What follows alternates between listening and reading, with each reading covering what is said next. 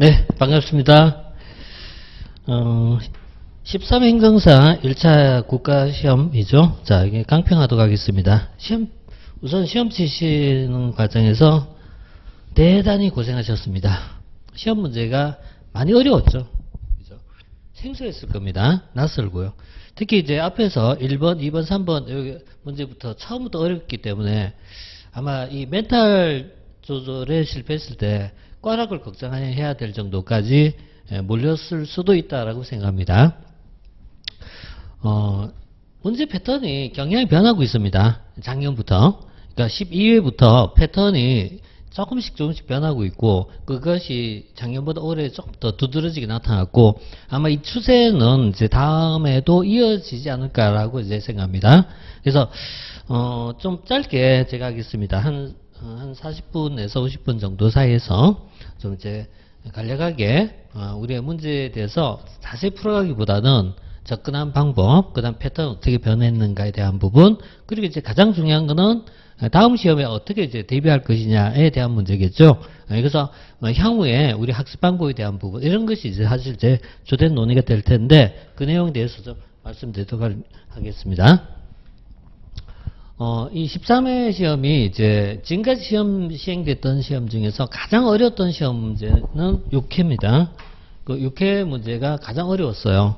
근데 6회 문제는, 문제 자체가 상당히 수준이 퀄리티가 높았어요. 퀄리티가 높아갖고 상급 문제에 속한 부분이 많이 포함이 되어 있어갖고 어려웠던 시험인데, 지금 13회 문제는, 퀄리티가 높다기보다는 좀 지엽적 문제가 좀 많이 포함됐고, 그 다음에 우리가 지금까지 봤던 행정사의 고유한 어떤 패턴이 있었거든요. 행정사의 고유한 어떤 문형이라든가 문제 스타일이라든가 이런 부분이 있었는데, 그 부분에서 많이 벗어났다. 그래서 기존의 이제 문형이 이제 좀 약간 이제 파괴가 왔다고 해야 되나요? 이런 부분이 존재하기 때문에 좀 면밀히 좀 분석해 갖고 향후에 이제 어떻게 준비할까에 대해서 좀 잘 파악해야 될 거라고 생각합니다. 일단 이제 가장 큰 추세의 변화라고 한다면은 공무원 시험 경향을 따라가고 있다는 얘기입니다. 지금까지는 행정사의 어떤 고유한 영역이 있었어요. 이 행정사의 어떤 고유한 영역이 있어갖고 문형도 그렇고 주제도 그렇고 이게 이제 정해진 패턴이 있었는데, 그 패턴이 지금 이제 많이 좀 상실됐어요. 그러니까 문형에서 나오는 지문의 어떤 방법이라든지 이런 부분에서 좀 패턴이 변화가고, 공무원 공부를 했던 수험생들이 만약 이 시험을 쳤다면은 그런 대로 괜찮다 이렇게 생각할 수 있는데, 우리 행정사 공부했던 분들은 굉장히 낯선 형태가 많이 나와서 굉장히 당황했을 거라고 봅니다. 그래서 이 시험 어떤 경향이 종전에는 이게 명확하게 다르다는 얘기예요. 그러니까 공무원 시험하고 행정사 문제는 전혀 다르다. 패턴도 다르고 관심 영역도 다르다라고 얘기할 수 있었지만, 이제는 좀 따라가고 있는 경향이 있다라고 봅니다. 그래서 이제는 이게 아니라 이렇게 가지 않느냐라는 생각이 좀 들어요. 그래서 이 부분이 있기 때문에 이걸 이제 뒤에서 문제에서 우리 하나씩 보도록 하겠습니다. 그 다음에 논점이라든가 주제 영역에 있어서도 좀 패턴이 이제 변화가 왔어요. 그 패턴이 변화가 왔는데, 이게 어떤 식의 변화가 왔냐면은, 우리 지금까지 단원별 어떤 추이가 있어요. 그 단원별이라는 게 영역별로 거의 이제 쿼터 형태로 정해진 문제가 존재했었거든요. 근데 그 부분이 지금 어때요? 바뀌고 있습니다. 자, 예를 들어서, 이래서 경향이 있다는 것이요. 우리 단원을 잠깐 이제 살펴보면은, 이 과거에는 이 패턴이 1편에서 5문제에서 6문제, 2편에서 3문제, 그 다음에 4, 5문제, 4문제, 3문제, 이런 식으로 평형이 있었고요. 그 다음에 이거는 대단원이잖아요. 대단원 말고, 이거 작은 단원. 그러니까 소주제를 가지고 왔을 때, 소주제 변화가 있거든요. 예를 들어서, 활류란 파트가 있어. 이 파트는 매번 거의 패턴이 거의 정형화 돼 있어요. 예를 들어서, 국민권익위원회가 어떻게, 저떻게, 이렇게 묻거나, 그리고 행정 통제는 어떻게 해야 된다, 행정경 어떻게 해야 된다, 이런 문제가 거의 고정져 나왔거든요. 고정져 나왔던 부분이 이번에 보시다시피 어때요? 전혀 출제가 안 됐습니다. 패턴이 변합니다. 전자정부라는 영역이 있어요. 이 전자정부 영역은 2차 사무관리론하고 약간 연결되는데, 이 전자정부라는 파트가 지금까지 한 번도 빠짐없이 출제가 돼 있었어요. 근데 지금 이번 시험에는 이게 완전히 어때요? 사라졌거든요. 그래서 행정통제의 영역이라든지 행정책임과 통제입니다. 행정책임과 통제 영역이라든가 전자정부라든가 이런 파트가 전혀 지금 출제되지 않았다. 또 아니면 관료제 이론이 있어요. 그 관료제 이론에 대한 관료제의 어떤 장점, 단점 이런 부분인데 그런 패턴도 지금 바뀌었거든요. 그래서 지금 어떻게 보면 상당히 이제 큰 좀 변화가 오지 않나라는 좀 생각이 들어요. 자, 그래서 이 영역별로 변화가 있었다라고 보고요. 그 다음에 1편이 좀 상대적으로 많이 나온 편이죠. 이게 좀 상대적으로 많이 나왔고요. 인사행정 영역이 요즘 꾸준하게 나오는 영역입니다. 그래서 이 패턴은 아마 이건 그대로 갈 것 같아요. 이건 그대로 갈 것 같은데 보시다시피 상대적으로 좀 소홀한 부분이 조직론도 조금 소홀하게 나왔고 그 다음에 활률한 파트라든가 지방행정 영역이 상대적으로 조금 좀 줄어들었다라는 것을 알 수가 있습니다. 자, 이런 내용이 기존 이제 패턴 변화를 볼 수 있는데 이런 것이 있잖아요. 지금 12회까지 시행됐던 내용하고 13회에서 어떤 차이점이라고 볼 수가 있습니다. 그래서 구성 비율이 이제는 어때요? 고정화되지 않았다는 얘기예요. 고정화되지 않았다. 그러니까 과거에는 이게 어때요? 무조건 나온 거예요. 무조건 이쪽 파트에서 이거 내야 돼. 이런 것이 있었는데 지금 이게 어느 정도 좀 빠져버렸습니다. 족쇄가 풀렸다고 생각합니다. 족쇄가 풀려갖고 이제는 좀 자유롭게 출제되지 않느냐라는 좀 생각이 좀 들었어요. 자, 그 다음에 출제 빈도를 봤을 때 기존에 없던 문제, 새로운 형태의 문제, 이른바 신유형이라고 부르시는 부분이 몇 파트가 좀 나오는데요. 예를 들어서 53번에 보면 시장성 테스트가 있어요. 시장성 테스트는 일반직 공무원 시험에서도 아주 오래전에 출제가 되고 최근 거의 출제가 되지 않았던 영역인데 새롭게 나왔는데 신경량이라고 보기보다는 그냥 일회성이라고 생각합니다. 그래서 이거는 일회성 시험이기 때문에 이거는 앞으로 향후에 어떻게 고려할 필요가 없다고 생각합니다. 그 다음 지방의회에 대한 부분이 있어요. 지방의회 의원이라든지 의장에 대해서 뭐 불신임이라든가 해임이라든가 있는데 이런 것도 우리가 이제 사실은 볼 필요가 없는 내용입니다. 그래서 이런 것은 시험 문제 혹시 여러분들 맞추고 틀린 거 관계없이 향후에 준비하실 때는 이걸 볼 필요 없다고 생각합니다. 그 다음에 이해충돌과 공직봉사 동기론이 있어. 이 부분은 현재 공무원 시험에서 좀 이제 몇 차례 나왔던 내용이고 신경량이라 볼 수 있어요. 이 내용들이 우리 시험에도 여과 없이 그대로 좀 따라왔다. 그래서 이런 부분에서 좀 약간 이제 패턴이 일반직 공무원을 좀 많이 따라하고 있는 게 아니냐라는 이제 이런 생각이 좀 들었습니다. 자, 그 다음에 이건 이제 기존에 예상했던 내용인데 예상했던 내용에서 나왔던 거기 때문에 이건 뭐 새로운 내용이라 할 수는 없습니다. 그러니까 말하자면요, 우리가 이제 지금까지 많은 패턴이 행정사에서는 거의 지금 전체적인 흐름이 기출문제를 중심해서 조금 더 보완한 개념으로, 그러니까 행정사 기출문제 플러스 알파라는 개념으로 지금까지 대부분 다 공부하고 있었거든요. 근데 이제 그 경향에서 이제는 벗어난 부분이 자꾸 발생하기 때문에 그 패턴을 가서는 안 된다라는 얘기입니다. 조금 더 봐야 된다는 얘기예요. 그러니까 이런 부분을 좀 보셔야 되겠고, 그 다음에 뒤쪽에서 한 번 더 말씀드리겠지만은 좀 기본서를 좀 보셔야 되지 않나 생각해요. 물론 공무원 기본서보다 행정사 기본서는 얇아요. 공무원서는 보통 기본서가 1000페이지 안팎이 되고요. 우리 행정사 기본서는 대충 한 400~500페이지 정도거든요. 근데 그 내용을 다 볼 필요 없이 그 중에서 한 이제 절반 정도는 좀 봐야 되지 않느냐. 그걸 보면 풀 수 있는 문제가 쉬운 문제가 많거든요, 이게. 그래서 이제 너무 요약만 보지 마시고 기본 이론도 일부는 좀 커트해야 되지 않느냐. 그래서 저도 이제 내년도 기본 이론 강의에서는 조금 좀 한 단계 조금 더 들어가는 학습을 하도록 좀 해보려고 합니다. 자, 그럼 이제 바로 이제 본론에 해당되는 문제 좀 들어가도록 할게요. 자, 51번부터 보겠습니다. 행정의 접근 방법에 대한 부분인데 이게 최근에 나온 가장 기본적 패턴입니다.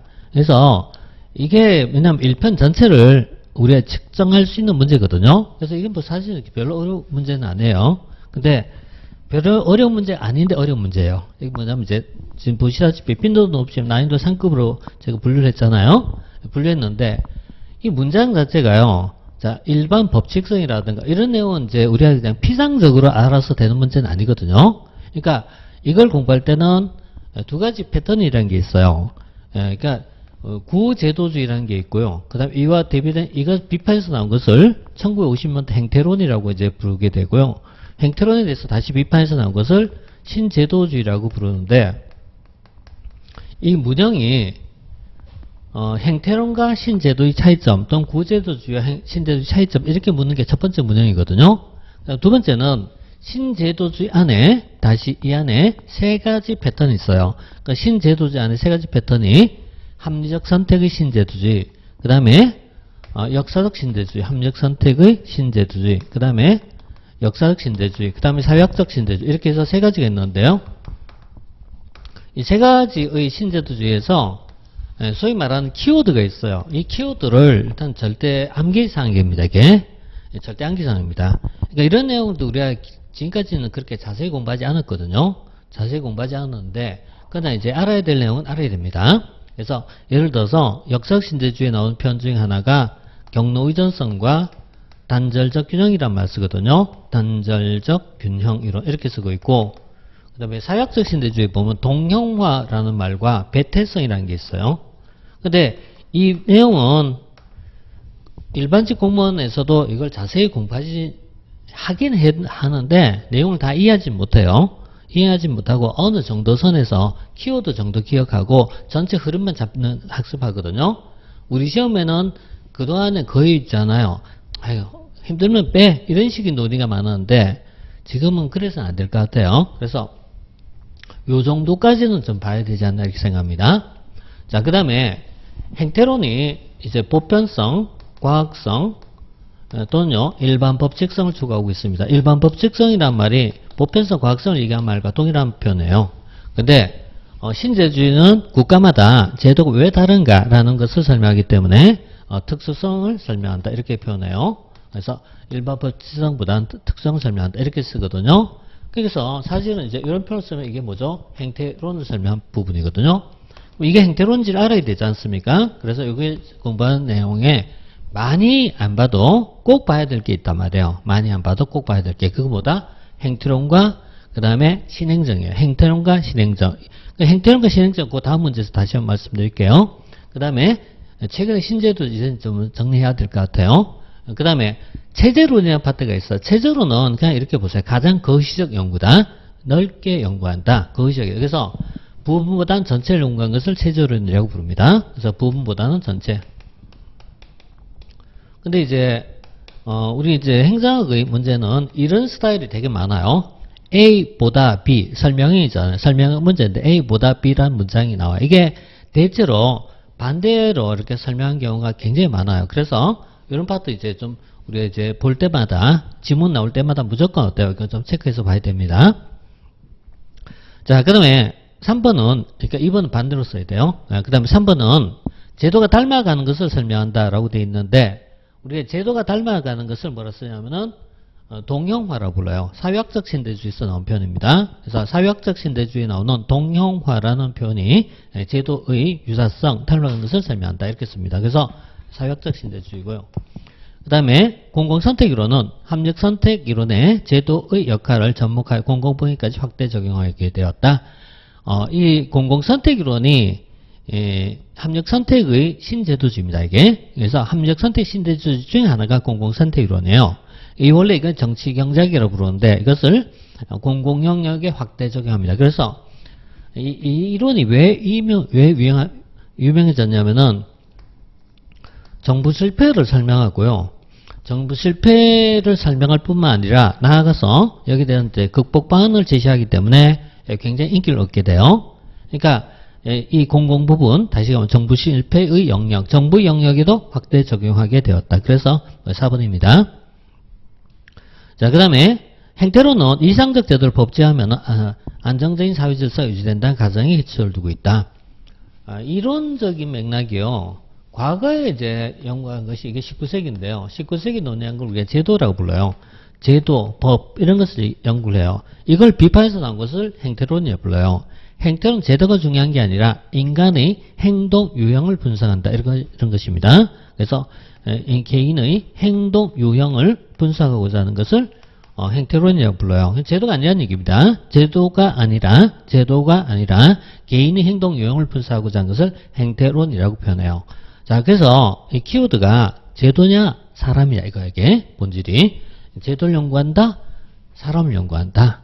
제도와 사람을 모두 연구한다 이렇게 들어가요. 이게. 자, 이렇게 일단 흐름이 있다. 그 흐름 정도만 이제 이렇게 좀 보시고, 이거는 많지 않으니까 다음에 정리할 때 꼭 정리해야 될 사항이 있어요. 그거 딱 한 장에서 하시면 됩니다. 행태론, 체제론, 그 다음에 신행정에서 얘기하는 처방성이라는 개념, 그 다음에 신공무관리, 유급원서, 신제주, 요거만 꼭 정리해야 됩니다. 이번도 1편에서 지금 이제 출제가 7문제가 출제가 됐거든요. 굉장히 많이 나왔거든요. 그러니까 이 접근 방법은 꼭 공부해야 됩니다. 자, 그 다음에 2번 보겠습니다. 2번은 행정의 성격으로서 옳지 않은 것라고 되어 있는데, 우리 이제 행정이 이제 성격을 설명하다 보면은 이게 기본서에는 있거든요. 그러니까 제 기본서에 보면은 22페이지에 보면은 행정학의 학문적 성격이라는 파트가 있어요. 행정의 학문적 성격에 보면 한 페이지 발자국을 쭉 다 서술하고 있거든요. 그래서 행정의 성격에 보면 이런 말 써요. 행정은 양면성이 있다. 그 양면이라는 것은요, 과학성과 기술성의 양면성이 있다. 행정은 종합학문의 양면성이 있다. 행정 전문직업성의 양면성이 있다. 이렇게 얘기하거든요. 그러니까 이런 내용들이 한 번이나 두 번 정도 보면요, 이건 절대 틀릴 수가 없어요, 이게. 그러니까 이게 행정은 두 가지 성격을 다 강조해요. 참고로 과학성을 강조하는 입장이 1950년대 행태주의거든요. 1950년대 행태주의는 행정의 과학성을 강조했고요.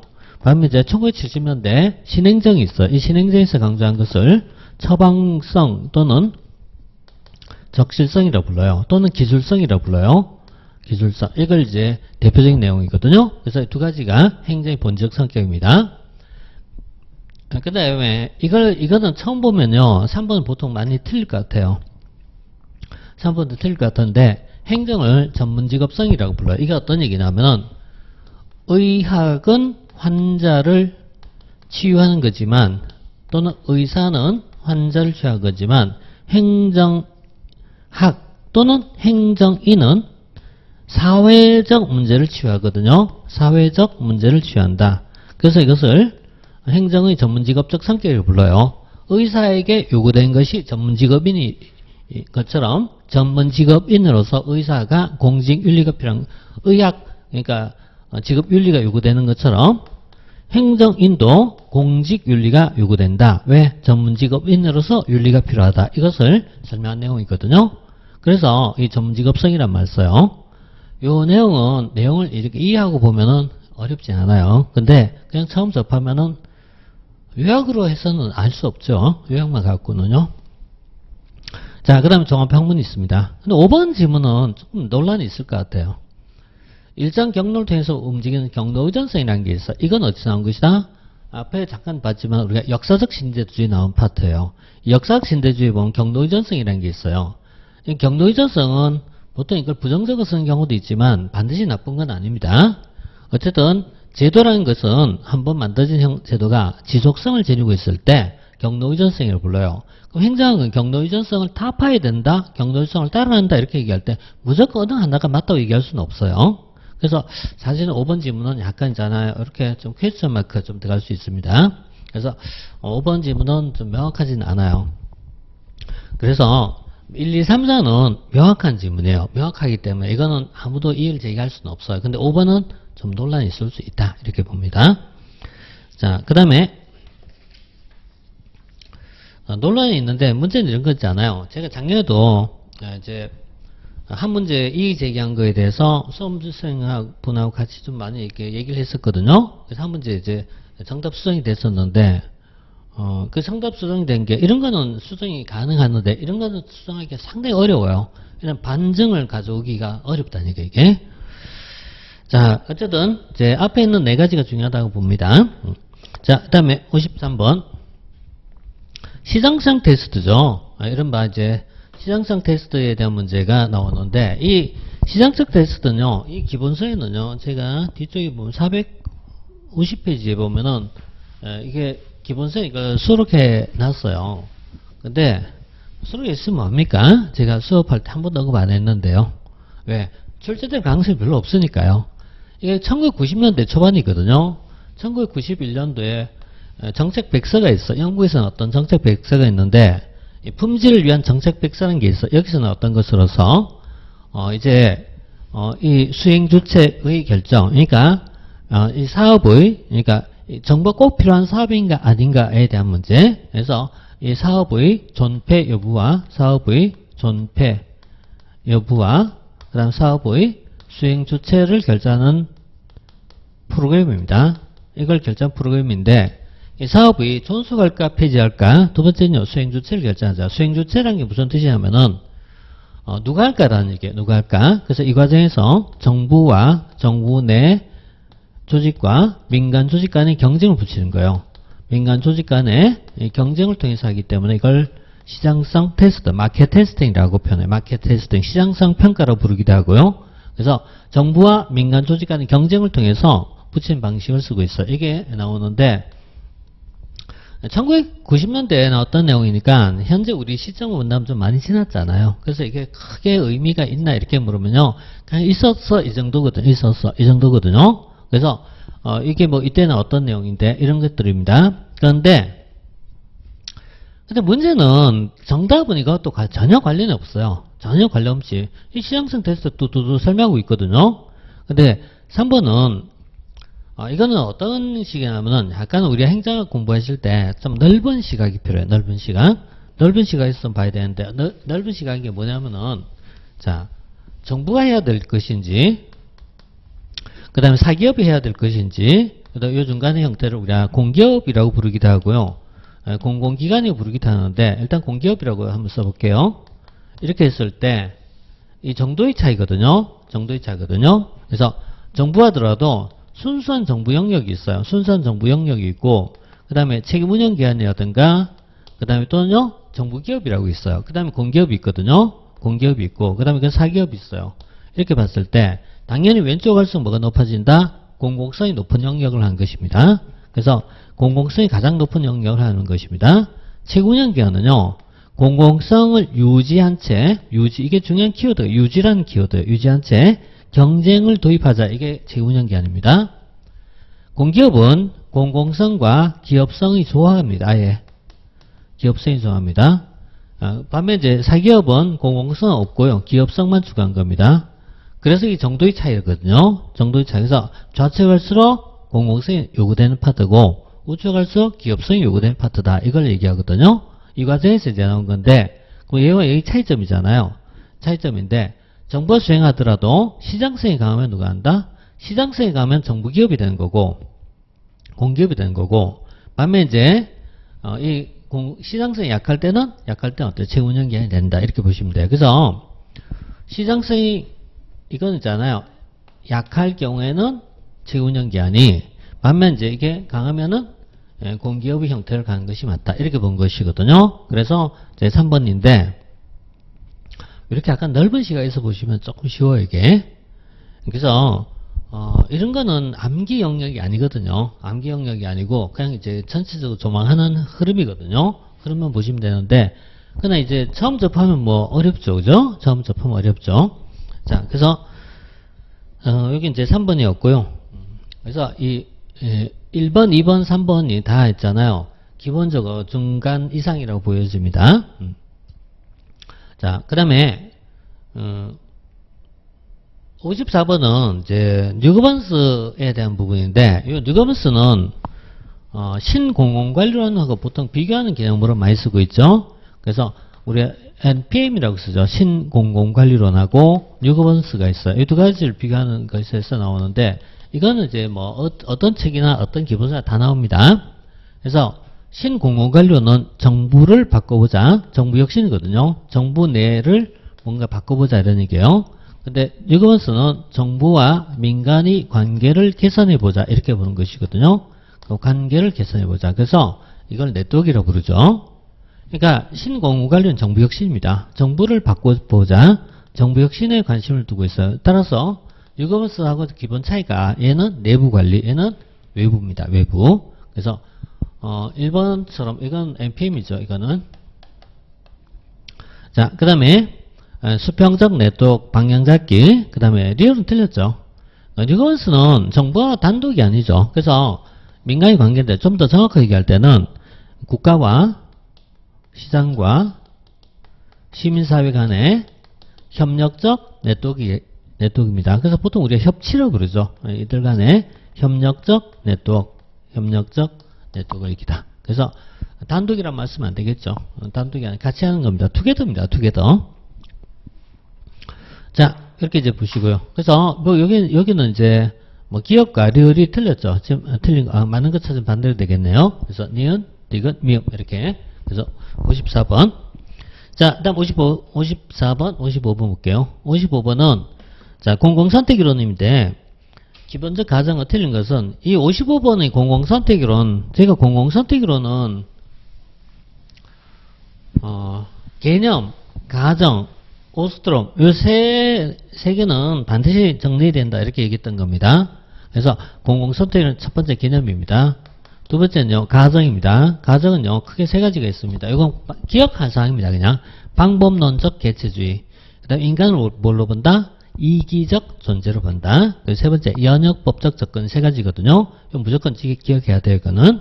자, 그래서 하나 둘 셋 이렇게 기억해야 돼요. 그래서 1번 2번 바로 딱 떨어집니다. 그 다음에 그 내용을 특징을 얘기하다 보면은 이 대표적인 학자가 오스트롬이 있어요. 오스트롬이라는 학자가 얘기하기를 이렇게 써요. 권한의 분산 그리고 관할구역의 중첩이란 말을 써요. 관할구역의 중첩 이게 키워드 이게 키워드. 그러니까 이거는 삼수 값상을 가더라도 무조건 그냥 있잖아요. 체크하고 가야 돼요. 의미 내용은 두 번째예요. 내용 두 번째고 그래서 오스트롬은 이제 이런 이제 핵심이 권한은 분산돼야 되고 두 번째는요, 관할구역의 관할권 중첩인데, 관할권 중첩은요, 하나가 아니라 여러 조직이 경쟁 시스템을 얘기하는 경쟁 시스템. 그래서 이걸 단일 조직이 아니라 이 다중심, 다기능 중심 조직이라고 표현해요. 그래서 이렇게 다양한 조직을 통한 경쟁입니다. 이 관할권 중첩이 키워드거든요.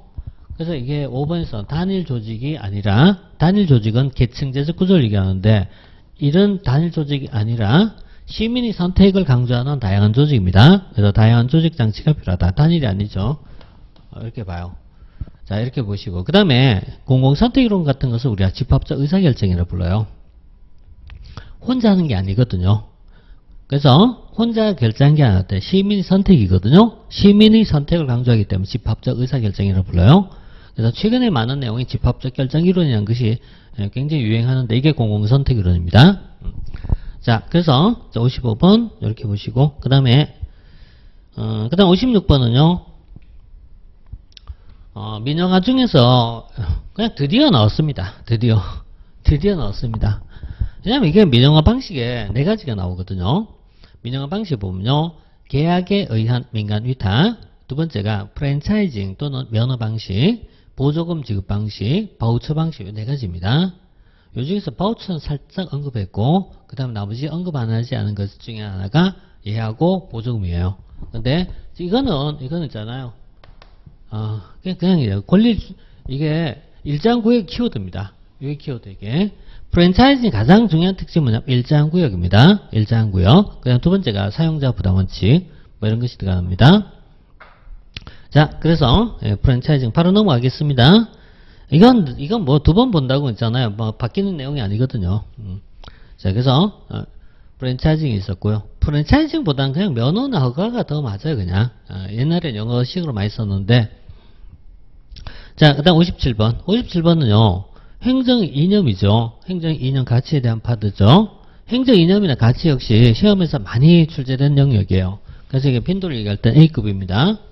특히 우리 행정사 시험은요, 무조건 나와, 이게. 무조건 나와요. 어디서 나오냐 이 차이지. 무조건 나와요. 그래서 이제 뭐 대표적으로 본질적 가치에 대한 것을 묻거나 수단적 가치에 대해서 묻거나 이거 본질적 가치에 대한 것은 보통 자유와 평등이라든지 정의, 공익, 형평성 이런 걸 보통 들거든요. 정의, 공익, 형평성 이렇게 이제 들고 있는데 그 다음 수단적 가치에 속한 것이 나오는데 이 대표적으로 뭐 합법성, 능률성 이런 것이 있어요. 근데 이 사실은 뭐하고 비슷하죠? 우리 이제 행정법에서 얘기할 때 형식적 법치주의와 실질적 법치가 있잖아요. 거의 같은 맥락이에요. 그래서 합법성이라는 개념도 과거에는 뭘로 봤다? 근대에는 현대에 오면서 바뀌는 거예요.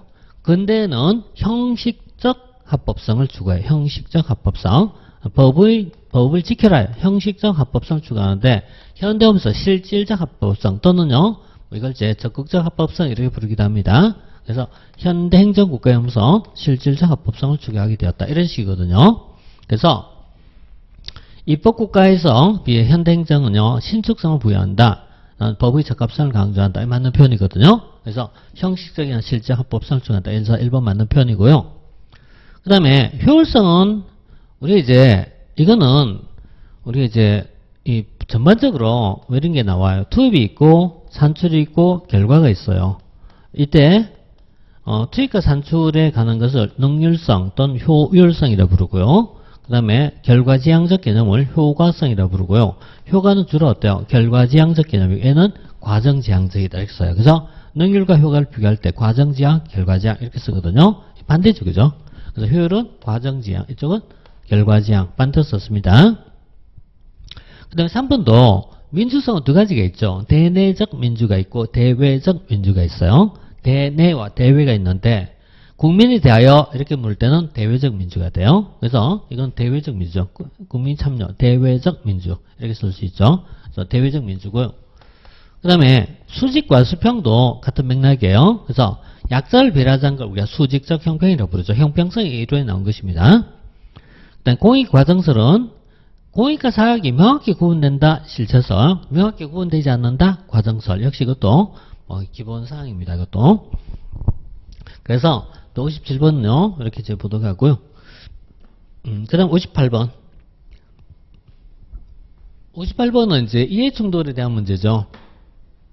이해충돌은 이제 최근에 이제 많이 강조하고 있는 것 중에 하나가 부패하고 또 연결되거든요. 그래서 이해충돌이라는 파트는 우리 인사행정 파트의 문제가 될 수도 있고 1편에서 다룰 수도 있어요. 근데 이 공무원의 직무상 의무와 개인적 이해가 충돌되는 현상을 이해충돌이라고 부르죠. 그래서 누구든지 자기인 사건에 대해서는 판결할 수 없다. 이게 이해충돌입니다. 그 회피를 얘기한 거죠. 자, 여기서 이해충돌은 어떤 문제가 발생하기 전에, 그죠? 어떤 문제가 발생하기 전에, 이게 회피하는 겁니다. 회피란 말은 사후적이다, 사전적이다? 이게 사전적 의미죠. 그러니까 사후 교정이 아니라 사전적 예방이에요. 이런 식의 표현이 있잖아요. 우리 서로 상반된 표현이거든요. 자, 사전적, 예방적 차원이 있고, 사후적, 교정적 차원이 있어요. 근데, 사후적, 교정적 차원은 어때요? 이거는 일이 벌어지고 난 뒤에 하는 거고, 사전적, 예방적 차원은 일이 벌어지기 전에 한 거죠. 이해충돌은 뭐죠? 회피하자는 얘기는 처음에 사전적 의미가 되겠죠. 그래서 우리가 회피한다는 회피. 회피, 기피 이런 게 있어요. 회피, 기피. 회피한다, 기피한다. 재척 세 가지가 있습니다. 약간 차이는 있는데 의미는 거의 같은 얘기입니다. 내가 주장한다, 남이 주장한다 이 차이입니다. 내가 주장한다, 남이 주장한다. 또 주장한 게 내가 있잖아요. 내가 스스로 기피한다, 뭐 회피한다 이 표현이 있잖아요. 나온 부분인데 거의 같은 의미이기 때문에 뭐 굳이 안 해, 구분 안 해도 어쨌든 이런 의미를 갖고 있죠. 자, 그 다음에 인사청문은 이 가능성을 사전에 점거한 의미도 있다. 맞아요. 그래서 현재 원화서 인사청문이라는 긍정적 의미는 사전에 예방하는 성격을 좀 가지고 있다라고 봐요. 자, 그 다음에 58번, 59번. 자, 59번은 국가재정법에서 관한 사항을 이제 다루고 있는데, 지금 이게 제가 분류를 난이도 사항으로 분류했잖아요. 근데 이게 만약에 일반직 공무원 시험에서 나올 때는 그냥 이제 중간 정도 난이도예요.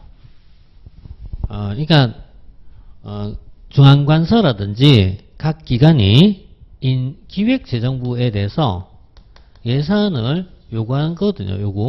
예산을 요구하거든요. 그러니까 각 부서가 기재부에서 예산을 요구하면 기재부는 요구한 것을 다 받아들이는 것이 아니라 이걸 삭감하거든요. 그래서 감액한다. 이걸 법적 표현 쓸 때는 사정이란 말 쓰죠. 사정인데 감액할 때 기재부가 요구한 걸 다 받아들이지 못하고 요구한 건 항상 어때요? 과다하게 팽창될 가능성이 높아요. 그래서 이것을 감액해야 되거든요. 감액해야 되는데 기재부 각 부서 요구를 감액할 때는 특별한 절차가 필요 없이 그냥 감액하면 됩니다. 다만 두 개는 마음대로 하면 안 돼요. 그 두 개라는 게 첫 번째는 독립기관이고 그 다음 두 번째는 감사원인 거 이게. 그래서 독립기관의 말은 국회, 법원 이걸 얘기합니다. 국회, 법원, 헌재, 선관위 이 네 가지를 얘기합니다. 그래서 헌법상 독립기관입니다. 선관위, 헌재 이렇게 네 가지 그리고 감사원에 대한 예산을 감액할 때는요. 해당 기관 의견을 청취하거나 또는 의견을 들어야 됩니다. 그래서 이게 말하자면 독립성입니다. 이 부서는 뭘 한다? 독립성을 존중하자는 얘기예요. 존중하자. 이것이 이제 본질입니다. 자, 그럼 2번은요. 정부가 감사원이 세출 예산 금액을 감액하고자 할 때는 마음대로 깎으면 안 된다는 얘기예요. 마음대로 깎으면 안 되고 감사원의 의견을 들어야 된다. 이게 있는 겁니다. 다만 재정정책자문위원회가 아니죠. 이런 건 그냥 지어낸 말입니다. 지어낸 말입니다. 이런 건 이제 그냥 창작입니다. 국무회에서 의견을 듣도록 되어 있는 거 이게. 그래서 국무회에서 의견을 이제 청취하도록 되어 있는 건데 이렇게 이제 다른 내용을 이제 집어넣은 거죠. 집어넣었고 수험생 다 모르니까 그냥 있잖아 얼렁뚱땅 넘어가는 거죠. 그래서 자 일단은 일단 얘기가 틀렸고요. 자 나머지는 성인지 나머지 특별 온실가스 감축 인지에서 이것도 있습니다. 또 있고 사실 이 내용도 일반직 공무원 시험 문제에서 이미 한번 기출로 출제가 됐었어요. 이것도. 자 그 다음에 여기까지 보시고 재무행정 파트가요. 이게 공부가 있잖아요. 전혀 안 보면 이게 어려워요. 굉장히 어려워요. 그러니까 이게 준비해야 돼요. 이것도. 근데 문항이 많지 않으니까 우리가 지금 잠깐 주저하는데 이거 빼고 저거 빼면요 남는 게 없어요. 그냥 행정학에서 이거 어려우니까 빼고 저거 어려서 빼고 그럼 뭐 다시 공부할 게 없어져요. 이게 의외로 있잖아요. 60점 받기가 쉽지가 않아요. 이게 60점 받으려면요 골고루 공부해야 돼요. 왜냐면 진짜 어려운 문제가 있으니까요. 진짜 어려운 문제 빼고 나면요 몇 개 안 남아 이게. 그래서 너무 안일하게 공부하시면 절대 안 됩니다. 얇게 공부해서 되는 시험이 이제 서서히 끝나고 있습니다. 자 60번 점정적 예산 이론입니다. 점정적 예산 이론에서 옳지 않은 것이죠. 이 점정이라는 것이 왜 나오냐 이것은 우리가 이제 정책결정이론과 예산결정이론 똑같아요. 이건 예산결정은 나왔지만 사실은 정책결정에서 나오는 문제 똑같은 거 이게. 그래서 인간은 합리적으로 모든 것을 결정할 줄 알고 있지만 현실은 그러지 않거든요. 이건 어디까지나 이상이거든요. 그래서 현실적으로는 인간은 완전한 합리성을 가지지 못해요. 그래서 나온 것이 만족이 나오고 만족에서 발전해서 나온 것이 점정이거든요. 그러니까 점정으로 이렇게 발전. 이게 기본적으로 얘기는요. 제한된 합리를 말해서 제한된 합리. 이렇게 발전해 나가는데 그래서 이 재무행정에서 공부하는 점정 이론은 점정적 예산은 베이스 플러스 알파거든요. 이걸 소폭 증감이라고 부르죠. 그래서 기존 예산에서 플러스 알파만큼 간다. 소폭 증감한다. 이렇게 본 거죠. 이게 점정의 기본 공식입니다. 이게 이제 나오고요. 그 이유는 점정에서 이렇게 나온 이유는 타협과 협상이라는 상호조절 때문에 그렇습니다. 자, 이런 것 때문에 그렇다. 이렇게 되는데 5번은 이것도 뭔가 창작입니다. 창작. 이 소폭이란 게 몇 퍼센트가 소폭인가라는 기준이 어떻게 있을 수 있습니까? 그러니까 1%가 소폭일 수도 있고요. 10%가 소폭이 될 수도 있는 거 이게. 그러니까 사회도 어떤 사회에 따라 달라지기 때문에 이건 일률적으로 얘기할 수가 없습니다. 그래서 소폭, 대폭이라는 것이 몇 퍼센트냐고 얘기할 수 있다면 그건 말이 안 되는 내용이 돼요. 그래서 이건 사실은 명확한 기준이 있는 건 아닙니다. 자, 그 다음에 소폭적 증감 이런 말이었고 그 다음에 61번 그러니까 5%는 없다는 얘기죠. 없는 내용을 그냥 창작했다. 자, 그 다음 61번 예산제도에 대해서 옳은 것을 찾고 있는데 이 추경이 확정되기 전에 이를 배정하거나 집행할 수 있다. 집행할 수 없어요. 확정되기 전에는 당연히 하면 안 되겠죠. 없다. 우리나라는 의결주의와 법률주의가 있어요. 근데 우리나라는 의결주의를 채택합니다. 법률주의가 아니라 의결주의다. 의결주의고 국회는 정부가 제출했던 주항목 금액을 증액할 때는 동의를 받아야 된다. 증액 시는 동의입니다. 삭감은 자유롭게. 항상 이렇게 공식처럼 삭감은 자유롭다. 그런데 증액은 동의를 받아야 된다. 현재 우리는 준예산 제도를 쓰고 있죠. 1960년대 1960년대 이전을 우리가 1공화국이라고 그러죠. 1공화국. 요 이후를 2공화국이라고 그러죠. 요 전에 있었던 것을 가예산제도, 그리고 2공화국부터 준예산제도가 사용하고 있습니다. 그래서 제도는 현재 준예산제도를 채택하고 있다. 4번 틀렸죠? 틀렸고. 그 다음에, 예산과 법률이 관계가 있는데요. 법률은 공포가 필요한데, 예산 공포가 필요 없습니다. 이건 이제, 이런 내용은 이제, 이게 한 번만 공부하면 할 수 있는 거예요, 이거는. 자, 3번이었죠? 자, 그 다음에, 자, 62번은 행동규범에 대한 파트입니다. 행동규범 중에서, 이게 어디 나오냐면, 공직윤리에서 나오는 파트예요. 우리가 공직윤리에 보면은, 법적인 부분이 4가지 법이 있어요. 첫 번째가 국가공무법에 13가지 의무가 있어요. 국가공무법에 13대 의무가 있는데, 그 다음 공직자윤리법에 5가지 핵심적 사항이 있어요. 그 다음에 부패방지법이 있어요. 부패방지법에 따르면요, 4가지 중요한 사항이 있습니다. 그 다음에 청탁금지법이 있어요. 그리고 마지막에 이해충돌 방지인데, 이해충돌 방지. 이렇게 들어가는데, 이 중에서 가장 핵심은 공직자윤리법에 있는 것을 공부한 겁니다. 이건 국가공무법에 있는 의무거든요. 국공법에 있는 의무거든요. 공부할 필요 없습니다. 13가지 언제 공부하겠습니까? 할 필요 없습니다.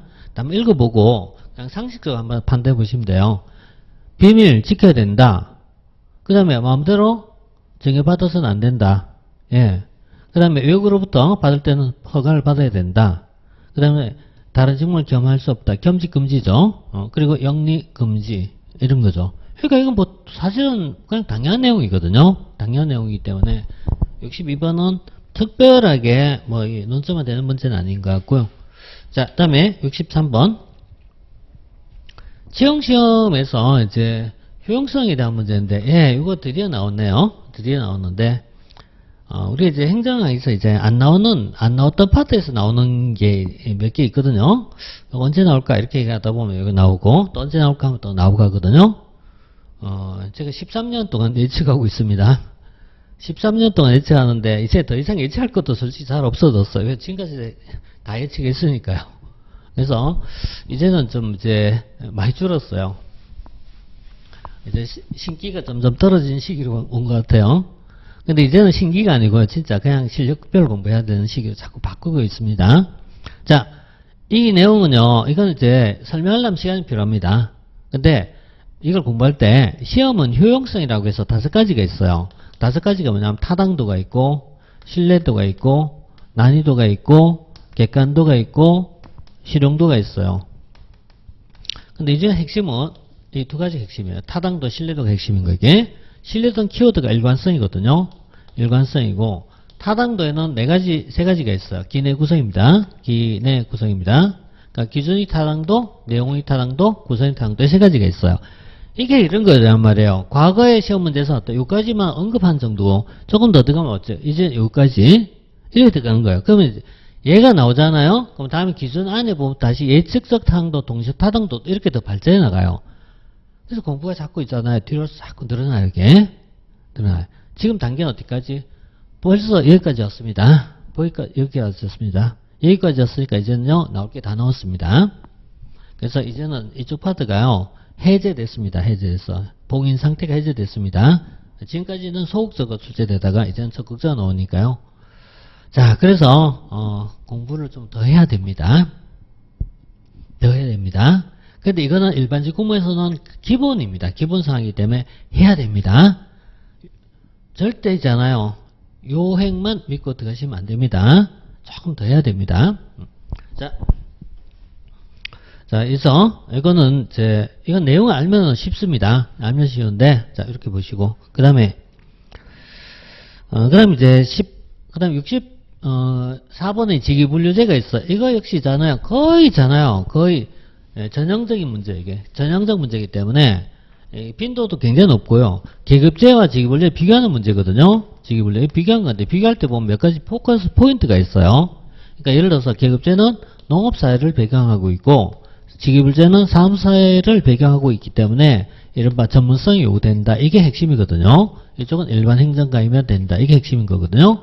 그래서 일반 행정가일 때는요, 인사 이동이 쉽다는 얘기야. 인사이 쉽다. 인사 이동이 수평. 그 다음에 얘는 직위불제는 가장 좋은 점 뭐다?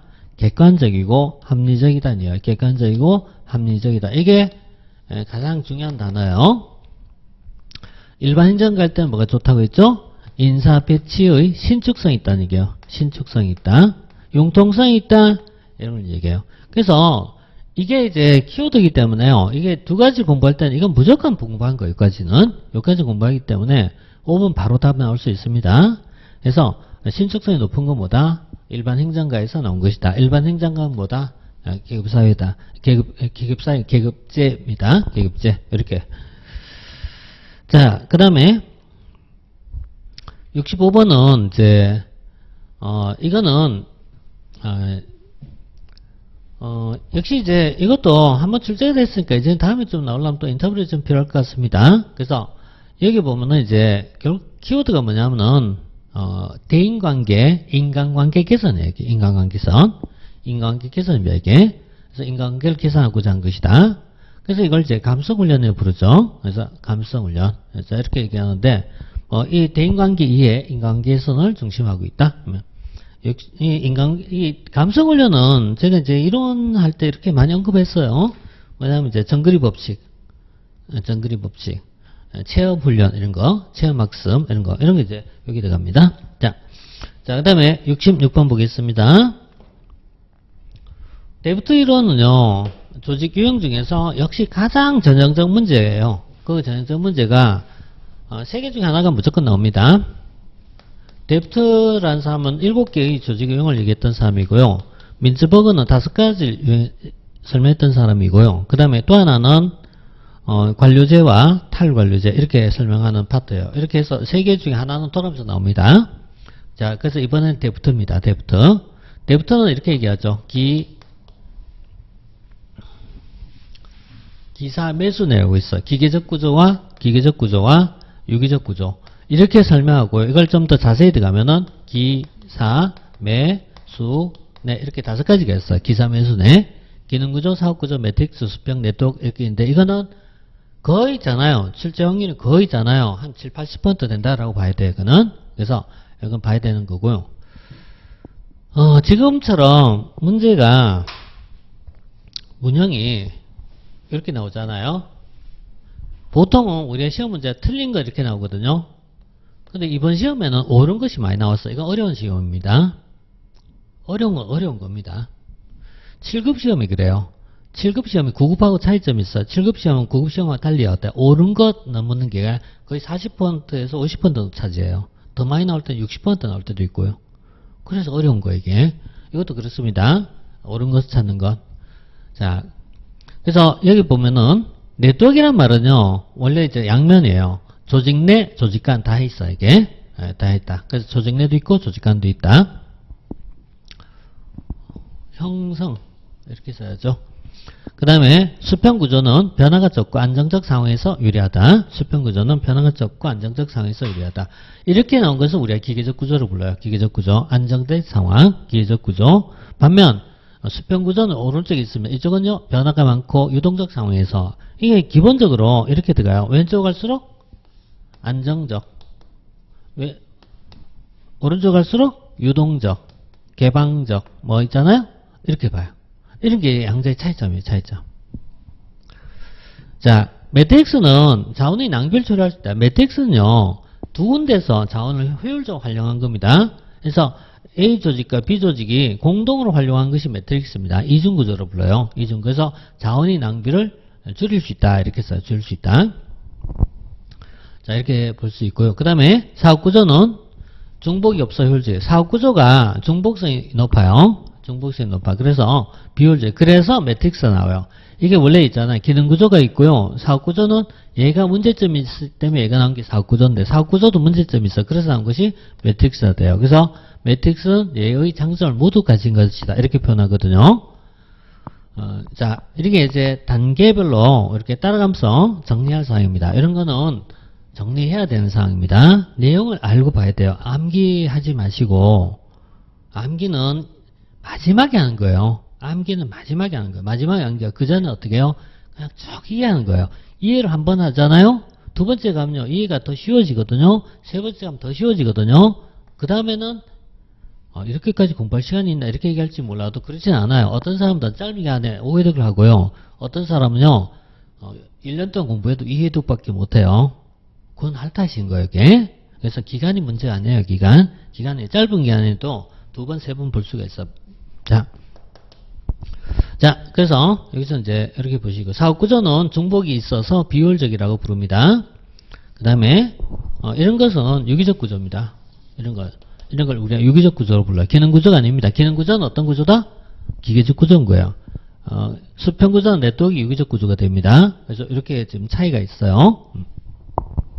자, 66번이었고 67번 공직봉사 동기론입니다. 공직동사 이게 무슨 뜻이냐면은 이게 가장 잘 드러낸 게 2번 같은 질문이에요. 공공과 민간 조직 종사자 간의 동기의 차이가 있다는 얘기예요. 그러니까 공공부문에 종사하는 사람들은 공익을 추구하고 남에게 이타적이고 이런 특성이 강하고 민간에 있는 사람들은 상대적으로 영리를 추구하고 이기적이고 이런 어떤 특성이 있다는 얘기예요. 그걸 이제 설명한 이론이 페리어 와이즈라는 사람이 얘기했던 공직봉사동기론인데요.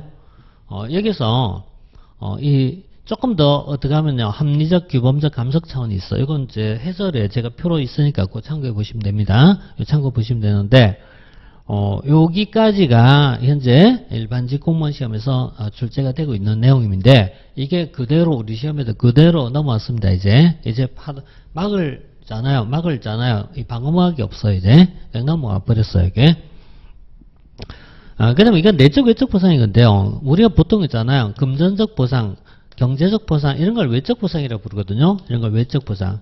근데 내가 가진 어떤 자긍심, 보람감 이런 걸 내적 보상이라고 부르거든요. 보상이란 게 내가 내 마음속에서 내 내부적으로 긍지를 가지고 있어. 내적 보상이 되겠고 조직이 나에게 주는 것이 있어. 이걸 외적 보상이라고 불러요. 외적 보상의 대표적인 것은요. 돈입니다. 돈.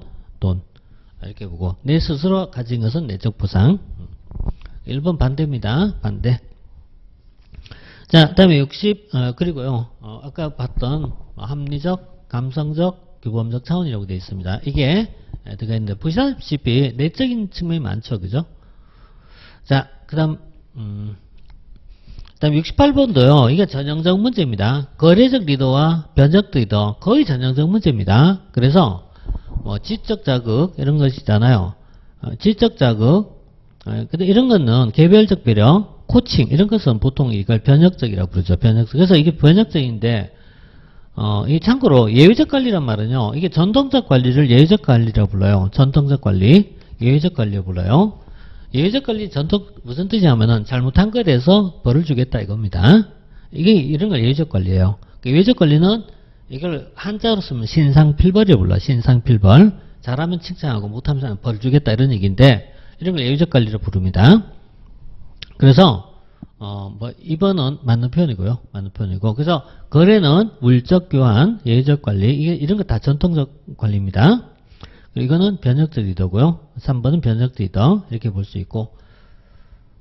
그래서 이렇게 이제 보시고. 그래서 3번 틀렸죠. 그죠? 틀렸고. 자, 그다음에 69번 정책결정 모형에 보면은 이 대표적으로 앨리스 모델과 스웨터 모형과 이런 것이 있는데 이런 건 전형적으로 문제를 바꿔내는 문제예요. 바꿔내는 문제이기 때문에 앨리스는요.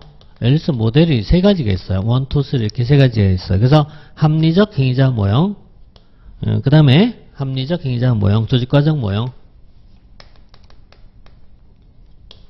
조직과정 모형 관료 정치 모형 이렇게 세 가지가 있거든요.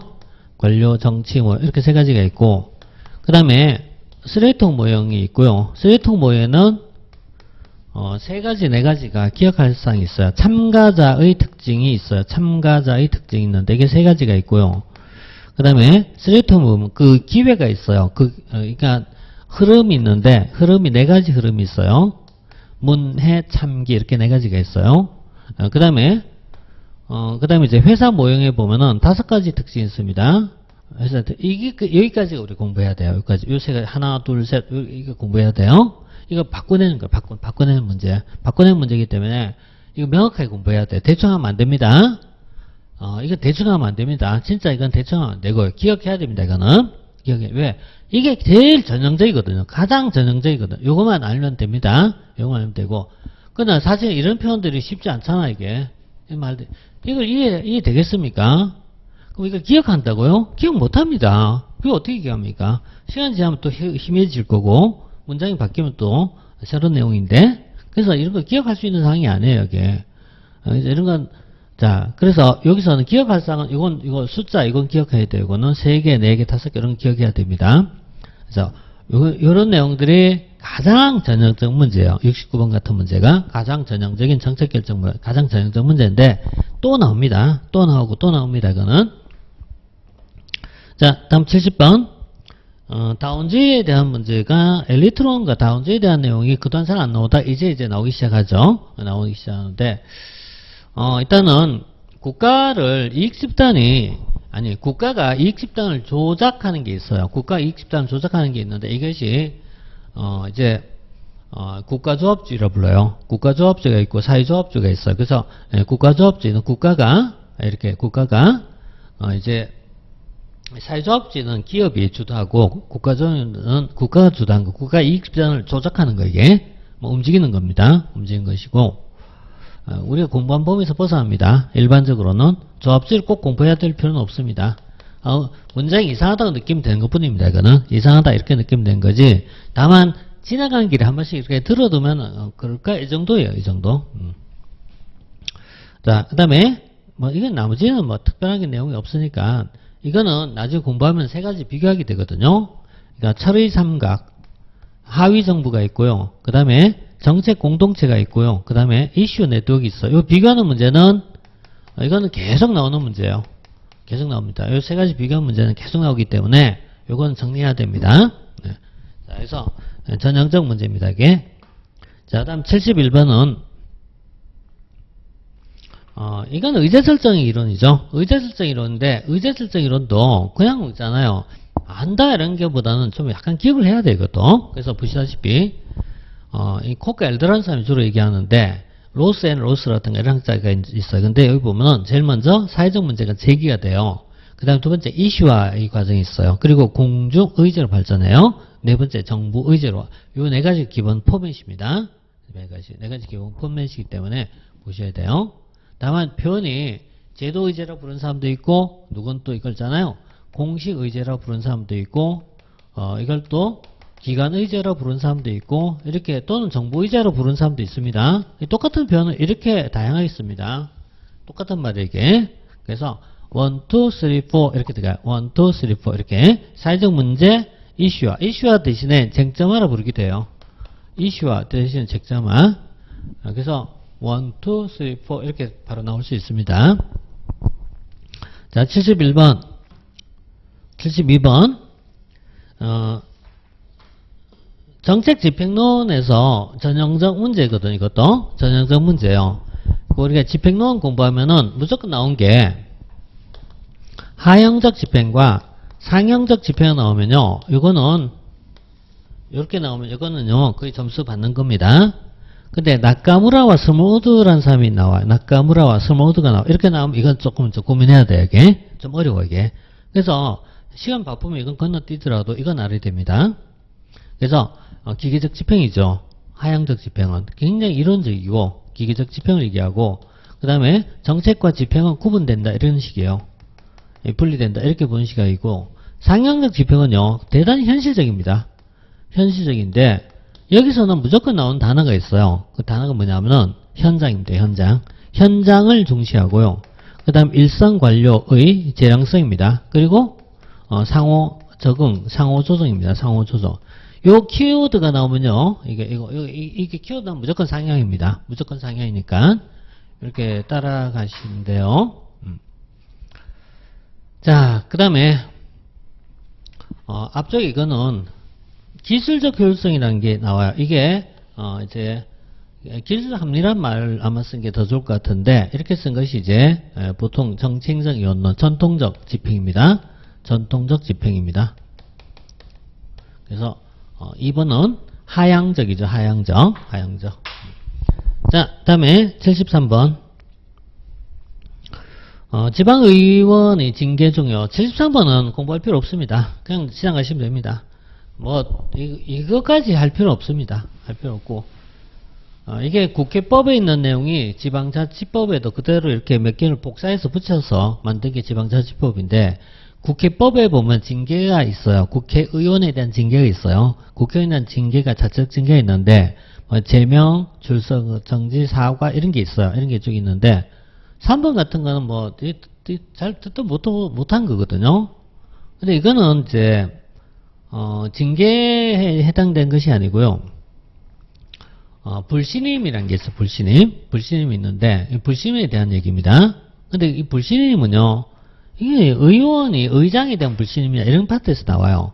이런 불신임이 나온 거기 때문에 의장에 대한 불신임이 있어요. 의장과 부의장에 대한 불신임이 있어요.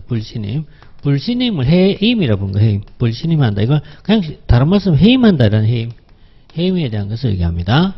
거기에 대한 요건에서 좀 틀린 거거든요. 그렇게 되어 있는데 그 징계도 아니에요. 이건 징계도 아니고 다만 이제 불신임 문제입니다. 그래서 뭐 73번은 보시지 않아도 돼요. 안 봐도 돼요. 다음 74번이 전에보다 조금 있잖아요. 중앙통제에 대한 문제가 이게 전에 한번 나왔어요. 우리가 행정사 문제 중에 중앙통제에 대한 문제가 과거에 나왔는데 그 당시 문제가 출제되고 나서 법령이 바뀌면서 복수정답이 몇 개 좀 추가됐거든요. 이렇게 추가됐는데 지금 이제 이 내용도 그것과 같은 내용입니다. 다음에 이제 우리가 기본틀을 얘기할 때 이게 중앙통제거든요. 중앙통제인데 중앙정부가 지방정부를 통제한 것을 중앙통제로 본단 말이에요. 이렇게 통제하는데, 근데 이거는 중앙정부가 지방정부를 통제할 때 시도를 통제하고 시도가 시군구를 통제하는 것이 일반적입니다. 예. 그러니까 얘를 바로 통제하면은 너무 많거든요. 226개의 자치단체를 통제하기 어렵거든요. 그래서 시도를 통해서 한번 중간 격려 장치를 거쳐요. 물론 얘가 통제 안 하면 이렇게 바로 할 수도 있어요. 이게 지난번 법이 바뀐 건데, 자 어쨌든 이와 관련된 파트를 이제 설명합니다. 그 내용을 얘기하고 있고, 그 다음 또 뭐 있죠? 이거 여러 개 있네요. 행정협의조정위원회가 있고요. 그 다음에 자치단체 분쟁조정위원회가 있고요. 그 다음에 이 감독에 대한 내용이 있고 하는데, 이 내용을 이제 묻고자 하는데 14번은 좀 약간 이것도 어려울 수 있겠습니다. 왜냐면 이거 너무 자세한 내용을 다 들어가면서 공부하기 어려우니까. 그래서 첫 번째 균형 발전에 대한 것이 나와 있고요. 두 번째는 이제 방금 얘기했죠. 시군구에서 1차로 누가 한다? 시도지사가. 이런 다 틀린 거죠. 그 다음에 행정협의조정위원회 위원장 국무총리가 위촉합니다. 총리가 아니고요. 총리가 위촉합니다. 보통 대학교 교수님들이 많이 해요. 대학교 교수님들이 많이 행정학과 교수님들, 정치학과 교수님들 이런 쪽에서 많이 참석합니다. 자, 그 다음 4번은 감사할 수 있습니다. 누가? 이게 있잖아요. 이 자치사무에 대해서 감사에 대한 파트거든요. 감사. 그 자치사무에 대해 감사할 수 있다 이런 얘기거든요. 감사에 대한 문제인데 할 수 있습니다. 자, 이렇게 보고. 자, 그 다음에 자, 이거는 행정협의회하고 분쟁조정위원회하고 이제 두 개 구분한 문제입니다. 그래서 이게 지방행정 파트는 공부하면요, 용어 때문에 힘들어요. 용어가 무슨 협력회의도 있고, 그 다음에 협의회도 있고, 그 다음에 조정위원회도 있고, 이게 용어가 어려워요. 용어 어렵기 때문에 이거는 바쁘면은 건너뛰어야 돼요. 정말로 바쁜 건너뛰고, 그게 아니면 어때요? 그 용어가 한 5개 정도 위원회가 있어요. 이걸 딱 나올 때 이렇게 딱딱 좀 메모를 해두면 좋을 것 같아요. 그러면은 이제 정리할 수 있는데, 이게 안 그러면은 나올 때마다 헷갈립니다. 이게. 자, 75번 마지막 문제인데요. 우리 이제 보조기관에 대한 부분, 이게 무슨 뜻이냐면은, 자, 이게 지방자치단체가 있어요. 지방자치단체가 있어요. 그럼 지방자치단체에는 그 조직이 있어요. 그 조직이, 자, 첫째는 자치단체장이 있고, 지방자치장이 있고, 그 다음 또 하나 의회가 있겠죠. 의회는 여기서 논의할 필요 없이 우리 집행기관만 보면 되기 때문에 이 지방자치단체장 소속으로 여기 보면요. 보조기관이 있어요. 보조기관. 그 다음 두 번째는요. 소속기관이 있어요. 그리고 세 번째는요. 하부행정기관이라고 있어요. 하부행정기관. 이렇게 이제 세 가지로 크게 나눠져요. 통상 보조기관은요. 자체장 밑에 부단체장, 실장, 국장, 과장을 보조기관을 불러요. 근데 지방자치법에는 부단체장만 보통 표현하고 있어요. 부단체장. 그래서 이렇게 표현하고 있고, 소속기관은 저 밑에 나머지 다 소속기관입니다. 사업소도 있고, 그 다음에 자문기관도 있고, 출장소도 있고, 하부행정기관은요, 읍, 면, 동을 얘기합니다. 읍면동. 읍면동을 보통 우리 하부행정기관을 불러요. 그래서 이게 있잖아요. 자치단체의 소속기관에 대해서 일단 용어적 정리니까 요거까지는 해두세요. 요까지 해두세요. 예, 요까지. 자, 여기까지 해갖고요. 이제 우리가 25문제를 좀 봤는데, 이게 제가 작년에도 이 표현을 했어요. 그러니까 작년에도 제가 기출문제를 풀이하고, 그 다음에 이후에 얘기했던 것 중에 하나가, 기출문제만 보면 안 된다. 이렇게 얘기했던 겁니다. 기출문제만 보면 안 된다는 얘기는 행정사 시험의 기출문제만 봐서 안 된다는 얘기예요. 그건 무슨 얘기냐면 다른 시험의 기출문제를 조금 봐야 된다 이런 얘기가 될 수도 있고 다 볼 필요는 없어요. 그럼 뭘 봐야 될까라는 것은 그건 이제 보통 행정학 선생님들이 다 그 정도는 다 지적할 수 있어요. 이거 하면 된다 이렇게 지적할 수 있어요. 근데 뭘 이제 좀 말씀드리려면은 이제는 기본서를 이걸 자세히 공부하지는 않아도 되지만은 한 번은 보는 거예요. 이게 한 번은 기본서 한 번 보셔야 된다. 한 번 보셔라. 요약집만 갖고 그러니까 이 요약집 플러스 기출서 요것만 딸랑 공부하면요 공부가 응용할 수 있는 범위가 너무 좁아요. 너무 좁아갖고 이걸 소화한다는 게 불가능해요. 그래서 조금 좀 더 하시라는 얘기예요. 그러니까 이렇게만 보면 안 되고 기본서를 조금 더 추가해 보시라는 얘기예요. 그 기본서에 뭘 공부할 거는 저도 얘기하고 또 다른 행정선생님 다 똑같이 얘기할 거예요. 요거까지는 보셔라 이런 얘기가 나올 거예요. 여기 그 내용을 이제 바운드를 잘 정리한 게 중요합니다. 그래서 너무 줄여갖고 3달 공부하면 된다 그런 말에 현혹되지 마시라는 얘기예요. 그건 불가능한 얘기입니다. 그건 불가능합니다. 말이 안 되는 얘기입니다. 행정학이 제일 어려운 과목입니다. 1차 과목이에요. 1차 중에 제일 잖아요. 이게 살 떨린 과목이에요. 그냥 2차도 연결도 안 돼요. 그래서 수험생 입장에 굉장히 괴로운 과목이 될 수가 있어요. 그걸 괴롭다 보지 마시고 있잖아요. 시간 투자는 많이 안 해도 돼요. 그러니까 2025년도 저도 강의하면 이제 10월달부터 강의 들어가는데 강의 들어가면요. 해봤자 몇 강 되지도 않아요. 몇 강 되지도 않으니까 그거 있잖아요. 한 3바퀴 돌린다 이렇게 보시면요. 충분히 소화됩니다. 그래서 그 과정을 빼놓지 말고 하시라 이런 얘기예요. 요령만 가지고 가시면 안 된다. 그 얘기는 좀 말씀드리려고 그래요. 자, 이렇게 해서 기본 좀 쌓으시면은 시험의 학문과는 연결이 있어요. 연결이 있기 때문에 다른 과목 공부하실 때 보이지 않게 끈끈한 연계가 만들어져요. 이런 걸 좀 믿고 하시면은 도움 될 거라고 봅니다. 자, 여기까지 해서 우리 이제 강평 좀 마무리하도록 하겠습니다. 수고하셨습니다.